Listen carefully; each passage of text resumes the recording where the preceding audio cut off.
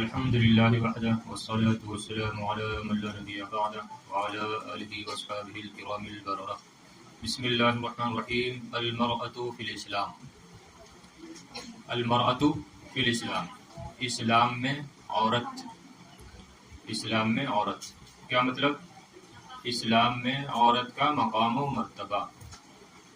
ٹھیک ہے، اسلام میں عورت کا مقام و مرتبہ نہ ہوا، یعنی اسلام میں عورت کا مقام و مرتبہ کیا ہے اس کا بیان ہے. ایسے بھی کہہ سکتے ہیں ہذا بیان حالت المرأة فی الاسلام. ہذا بیان حالت المرأة فی الاسلام، یا ہذا بیان فضیلت المرأة فی الاسلام، کہ یہ اسلام میں عورت کی فضیلت کا بیان ہے. تو اسلام میں عورت کا بہت بڑا مقام و مرتبہ ہے. وہ اور بات ہے کہ عورت اس بات کو سمجھتی نہیں ہے، وہ اپنے آپ کو کمتر سمجھتی ہے، تو وہ ان کی ناسمجھی ہے، ورنہ تو اسلام ان کو بہت کچھ سمجھتا ہے. اسلام نے عورت کو بہت مقام و مرتبہ دیا ہے. ایسا ہے کہ نہیں ہے؟ نہیں ہے ایسا؟ خاموش ہے، کیا بات ہے؟ لگ رہا کہ کوئی مقام و مرتبہ نہیں ہے. آپ نے اردو کی تقریروں میں سنا ہوگا، پڑھا ہوگا کہ کیا حالت تھی نبی کریم علیہ السلام کی تشریف آوری سے پہلے عورت کی. پڑھا ہے، سنا کہ نہیں؟ لیکن جب اسلام آیا، نبی کریم علیہ السلام دنیا میں تشریف لائے، تو عورت کو بہت بڑا مقام و مرتبہ عطا فرمایا. دیکھیے کچھ باتیں اس سبق کے تحت، اس مضمون کے تحت، المرأة فی الاسلام، اس کے تحت بیان کریں گے. كانت المرأة في ظل المجتمعات التي سبقت الاسلام تعامل معاملة الرقيق المملوك. پہلے مختصر میں یہ بتائیں گے کہ پہلے عورت کے ساتھ کیسا سلوک کیا جاتا تھا، اس کے بعد میں پھر اسلام نے عورت کو کیا دیا ہے اس کا بیان کریں گے. عبارت پہ بھی نظر رکھنا ہے، اس کے معنی مفہوم کو بھی ذہن میں بٹھانا ہے. كانت المرأة فی ظل المجتمعات. مرأة عورت، ظل معنی آتا ہے سایہ، لیکن یہاں پر سائے کا معنی نہیں لگائیں گے. مجتمعات معاشرے، جمع مجتمع، مجتمع کی جمع کیا ہے؟ مجتمعات.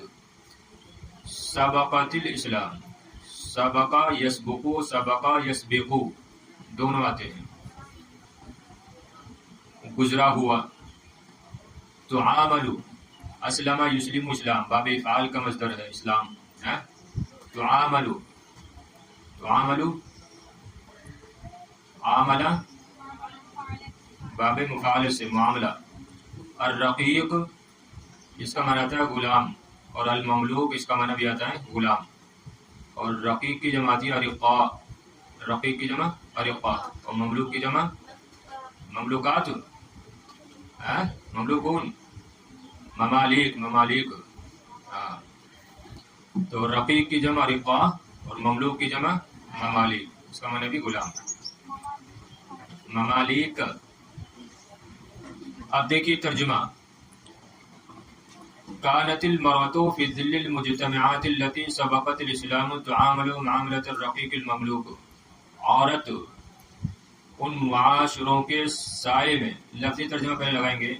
عورت ان معاشروں کے سائے میں جو اسلام سے پہلے تھے، اس کے ساتھ غلاموں جیسا معاملہ کیا جاتا تھا. تو عامل و معاملۃ الرقیق المملوک، غلاموں کی طرح معاملہ کیا جاتا تھا.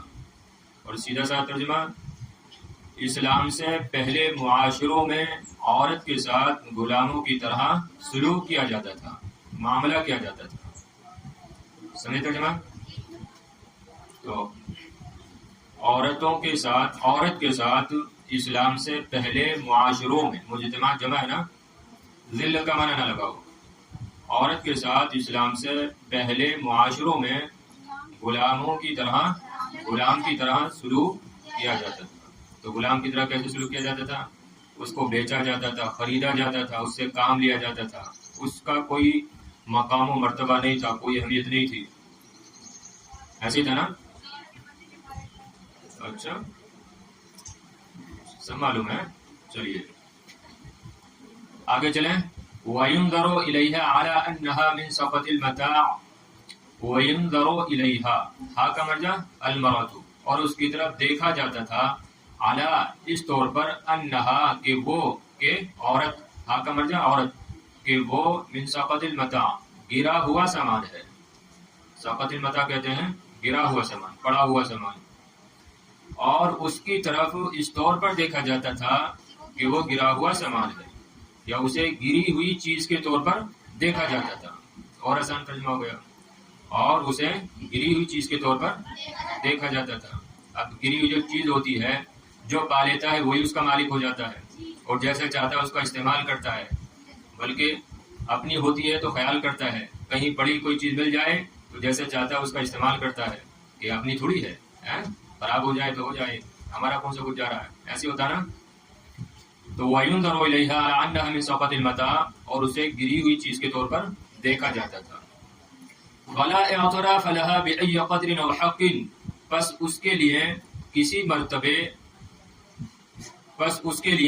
مرتبے یا کسی حق کا اعتراف نہیں کیا جاتا تھا. سمجھ رہے ہیں؟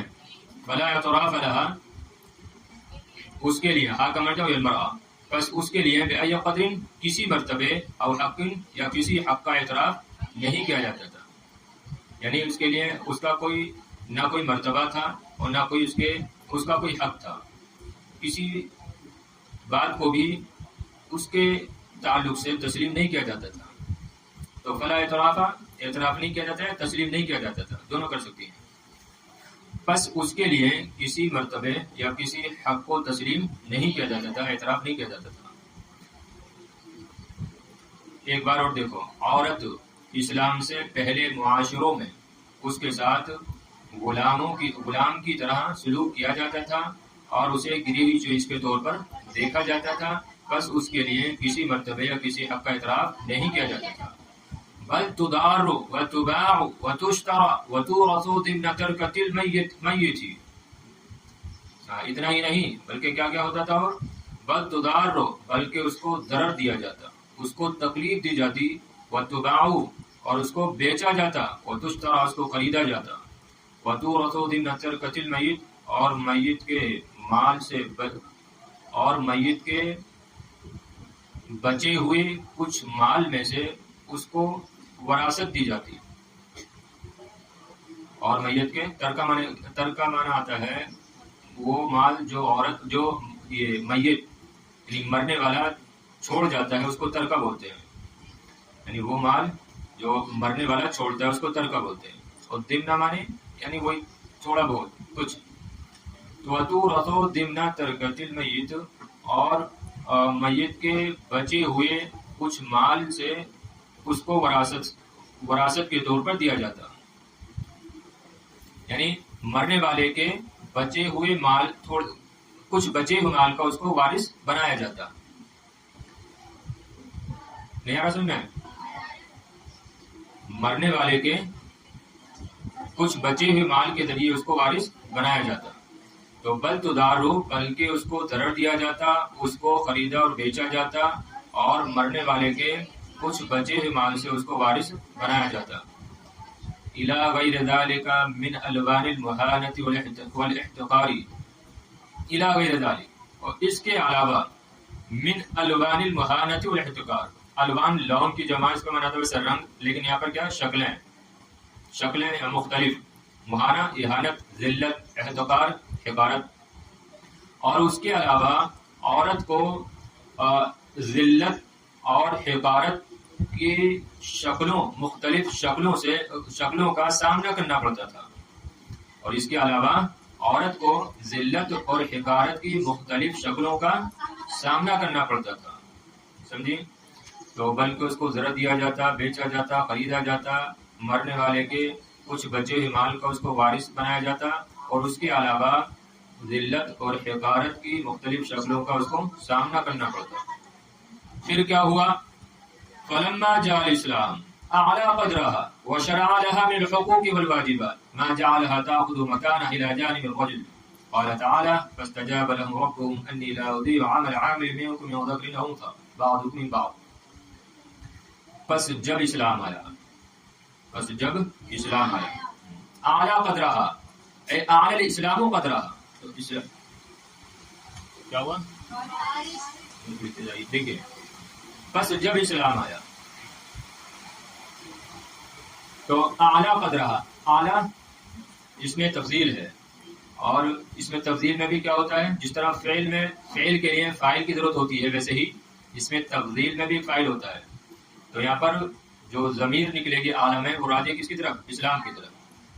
تو پس جب اسلام آیا تو اعلیٰ قدرہ، تو اسلام نے اس کے مرتبے کو بلند کر دیا، اسلام نے عورت کے مرتبے کو بلند کر دیا. وشرع لها، اور اس کے لیے مشروع کیے من الحقوق والواجبات، حقوق واجبات، فرائض واجبات ہی رکھ سکتی ہیں.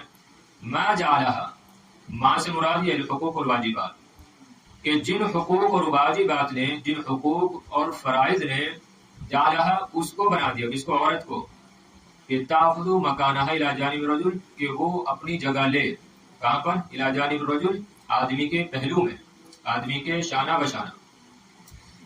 دیکھیے ترجمہ. پس جب اسلام آیا تو اسلام نے عورت کے مقام و مرتبے کو بلند کر دیا، اور اس کے لیے وہ حقوق اور فرائض کو مشروع کیا کہ جن فرائض اور واجبات کی وجہ سے عورت نے اپنا مقام و مرتبہ، اپنی جگہ آدمی کے پہلو میں لی. جن واجبات اور حقوق کی وجہ سے عورت نے اپنی جگہ آدمی کے پہلو میں لے لی. ایسے بھی کر سکتے ہیں کہ اور جن حقوق اور واجبات کی وجہ سے عورت آدمی کے شانہ بشانہ کھڑی ہو گئی، ایسے بھی کر سکتے ہیں. اور عورت کے لیے ان حقوق اور واجبات کو مشروع کیا یا قرار دیا کہ جن حقوق اور واجبات کی وجہ سے عورت آدمی کے شانہ بشانہ کھڑی ہو گئی. ایسے بھی لگا سکتے ہیں. یہ پہلے والا تو ٹھیک ہے. تاخذ مانے لینا، تو وہی لگا لو لینے کا مانا.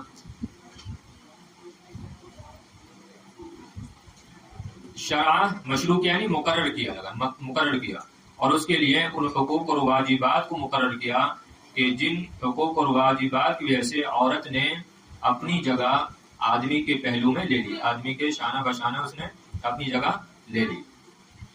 ٹھیک ہے؟ ارے نہیں آگے سمجھنا ہے، آگے چلیں. قال تعالی، اللہ رب العزت نے فرمایا، فاستجاب لهم ربهم انی لا اضیع عمل عامل منکم من ذکر او انثی. پس ان کے رب نے ان کی دعا قبول فرمائی کہ میں تم میں سے عمل کرنے والوں کے عمل کو ضائع نہیں کروں گا، خواہ وہ مرد ہو یا عورت، بعضکم بعض، تم آپس میں ایک ہی ہو.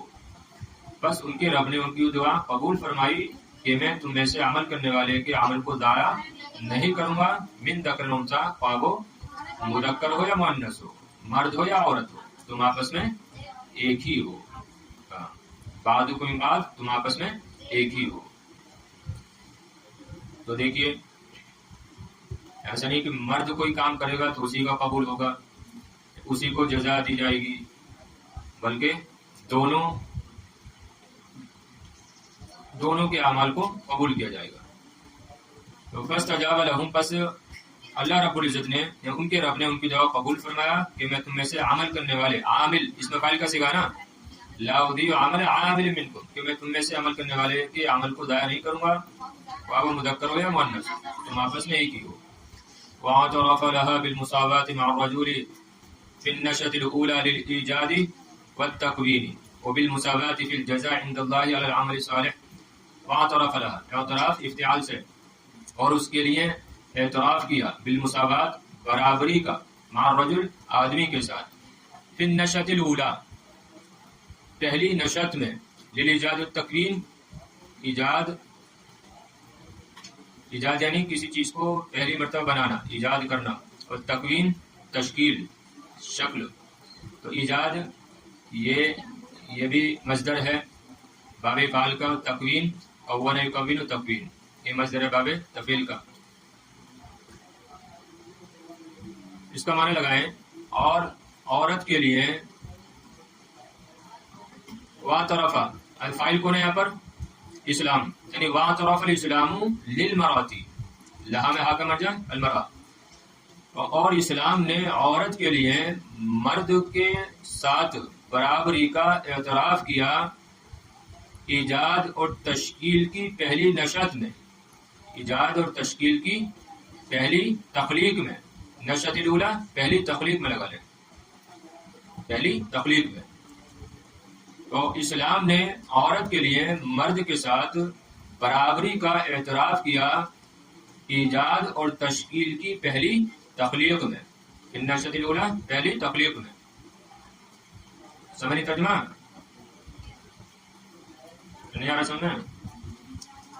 واعترف الاسلام للمرأة، اسلام نے عورت کے لیے مرد کے ساتھ برابری کا اعتراف کیا للایجاد والتکوین، ایجاد اور تشکیل کی النشأة الاولیٰ پہلی تخلیق میں. وبالمساواة في الجزاء عند الله على العمل الصالح، اور نیک کام پر، نیک عمل پر اللہ رب العزت کے نزدیک جزا میں مساوات کا، برابری کا اعتراف کیا. یعنی یہاں پر بھی وہ پوشیدہ نکالیں گے کہ واعترف لها بالمساواة مع الرجل، واعترف لها بالمساواة في الجزاء عند الله على العمل الصالح. اور اسلام نے عورت کے لیے برابری کو تسلیم کیا فی الجزاء، جزا میں، ثواب میں، اللہ رب العزت کے نزدیک العمل صالح، نیک کام پر. پھر دیکھیں، اور اسلام نے نیک کام پر اللہ رب العزت کے نزدیک جزا میں برابری کو تسلیم کیا، برابری کا اعتراف کیا. یعنی اگر کوئی نیک عمل کرتا ہے، چاہے وہ عورت ہو یا مرد ہو، دونوں کو برابر جزا ملے گی، دونوں کو برابر ثواب ملے گا. ومن يعمل، جیسے کہ اللہ رب العزت نے فرمایا ومن يعمل من الصالحات من ذکر او انثى وهو مؤمن فاولئک يدخلون الجنة ولا يظلمون نقيرا. ومن يعمل من الصالحات من ذکر او انثى، اور جو مذکر یا مؤنث، مرد یا عورت نیک کام کرے گا اور وہ مومن بھی ہو تو وہ جنت میں داخل ہوں گے اور ان پر ذرہ برابر، تل برابر بھی ظلم نہیں کیا جائے گا. اور جو نیک اعمال کرے مذکر یا مؤنث میں سے، مرد یا عورت میں سے، تو اس کا ترجمہ پہلے بھی لگا سکتے ہیں. اور جو مذکر یا مؤنث، جو مرد یا عورت نیک کام کرے اور وہ مومن بھی ہو تو وہ جنت میں داخل ہوں گے. ولا یظلمون نقیرا، نقیرہ تل برابر، نقیرہ معنی آتا ہے تل، تو تل برابر نقیرہ ہے تو بالکل بھی، یعنی ولا یظلمون نقیرا، ان پر بالکل بھی تل برابر بھی ظلم نہیں کیا جائے گا. ارے بات سمجھ رہی ہیں کچھ نہیں؟ وَأَعْطَاهَا حَقَّ التَّمَلُّكِ وَالتَّصَرُّفِ فِي الْأَمْوَالِ كَمَا هُوَ شَأْنُ الرِّجَالِ. وَأَعْطَاهَا أي وَأَعْطَى الْإِسْلَامُ لِلْمَرْأَةِ، اور اسلام نے عورت کو حق التملک، تملک تفاعل کا مصدر ہے، تصرف بھی، مالک بننے، والتصرف، اور تصرف کرنے کا حق عطا کیا اموال میں، مالوں میں، مال و دولت میں. کما ہوا شان الرجال، جیسا کہ وہ مردوں کی شان ہے، جیسا کہ وہ مردوں کا حال ہے. اور اسلام نے عورت کو مالک بننے اور تصرف کرنے کا حق دیا مال و دولت میں، جیسا کہ یہ مردوں کی شان ہے. ارے جس طریقے سے مرد مال میں تصرف کر سکتے ہیں، خرچ کر سکتے ہیں، کسی کو دے سکتے ہیں، یا مالک بن سکتے ہیں کسی چیز کا، تو ویسے ہی عورت بھی کیا ہے، مالک بن سکتی ہے، تصرف کر سکتی ہے، جو چاہے خرید سکتی ہے، جو چاہے کسی کو دے سکتی ہے. سمجھ رہے نا؟ ہاں. تو اور اسلام نے عورت کو مالک بننے اور تصرف کرنے کا حق دیا مال و دولت میں، ویسے ہی جیسا کہ یہ مردوں کی شان ہے. قال تعالی، اللہ رب العزت نے فرمایا للرجال نصیب مما ترک الوالدان والاقربون وللنساء نصیب مما ترک الوالدان والاقربون مما قل منه وكثر نصیب مفروضا. دیکھیے ہر بات پر جو ہے قرآن شریف سے دلیل دے رہے ہیں، دیکھ رہے ہیں. یہ طریقہ ہوتا ہے تقریر کرنے کا، بھی طریقہ ہے. جو کچھ آپ بیان کریں قرآن و حدیث سے دلیلیں پیش کریں. ٹھیک ہے. تو دیکھیے للرجال نصیب، آدمیوں کے لیے حصہ ہے اس سے جو والدین اور قریبی رشتے دار چھوڑ جائیں. لوگوں کے لیے، مردوں کے لیے حصہ ہے من ما، یعنی مما، اس سے جو والدین اور قریبی رشتے دار چھوڑ جائیں. وللنساء، عورتوں کے لیے بھی حصہ ہے اس سے جو والدین اور قریبی رشتے دار چھوڑ جائیں. دونوں کا، ایسا نہیں کہ صرف مردوں کا ہے. مما قل منه او كثر، وہ مال چاہے تھوڑا ہو یا زیادہ ہو، دونوں کا حصہ ہے. نصیب مفروضہ، اور یہ حصہ کسی دنیا دار نے نہیں بنایا ہے، بلکہ نصیب مفروضہ اللہ نے یہ مقرر حصہ بنایا ہے. کیا ترجمہ ہوا اس کا؟ اللہ رب العزت نے یہ مقرر حصہ بنایا ہے. نصیب مفروضہ، اللہ رب العزت نے یہ مقرر حصہ بنایا ہے.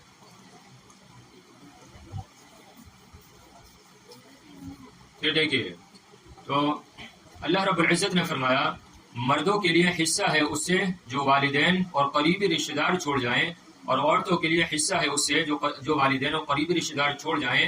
وہ مال مما قل منه او كثر، وہ مال کم ہو یا زیادہ ہو. اور اللہ رب العزت نے یہ حصہ مقرر فرمایا ہے، کہ اللہ نے یہ مقرر حصہ بنایا ہے.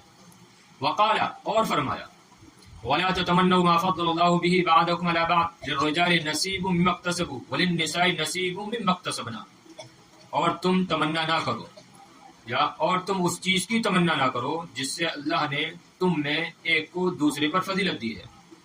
اور تم اس چیز کی تمنا نہ کرو قدر اللہ به، کہ جس سے اللہ نے تم میں ایک کو دوسرے پر فضیلت دی ہے. للرجال نصیب مما اکتسبوا، آدمیوں کے لیے ان کے کمائے ہوئے سے حصہ ہے.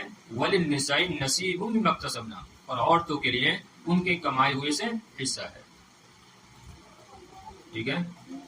تو یعنی جو مرد کمائیں گے تو مردوں کے لیے ہے، اور جو عورتیں کمائیں گی تو عورتوں کے لیے ہے.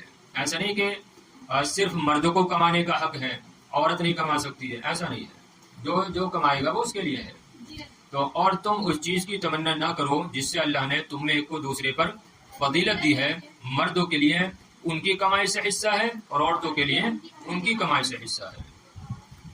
فہاتان الآیتان تقرران فی وضوح وجلاء حق المرأة فی الاقتصاد والملکیت کما یکتسب ویملک الرجال. پس یہ دونوں آیتیں، کون سی؟ آخری والی.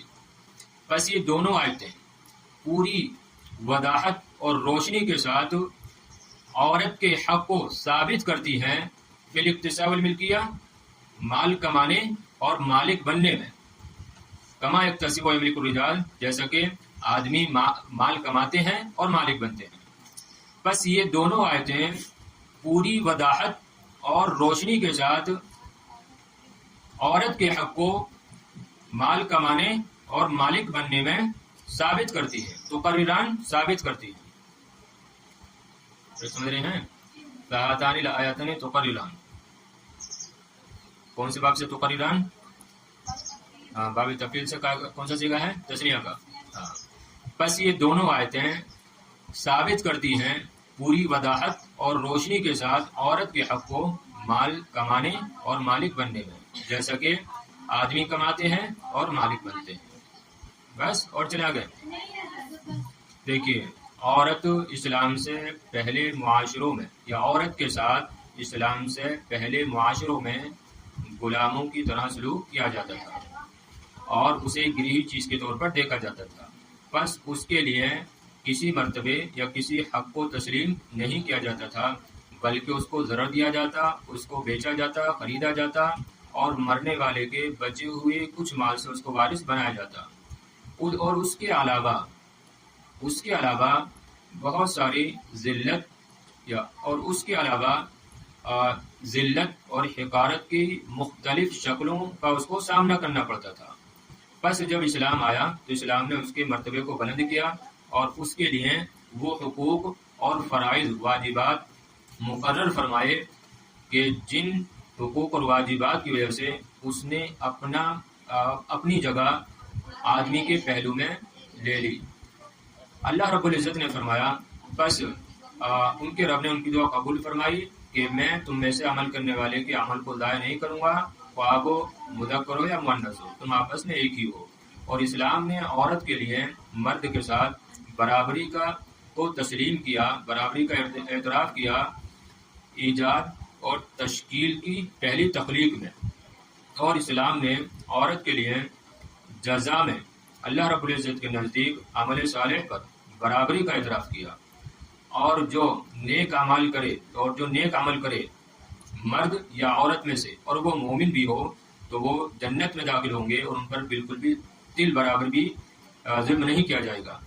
اور اسلام نے عورت کو مالک بننے اور تصرف کرنے کا حق دیا مالوں میں، جیسا کہ یہ آدمی کی شان ہے، اور اسلام نے عورت کو آدمی کی طرح مال میں مالک بننے اور تصرف کرنے کا حق دیا۔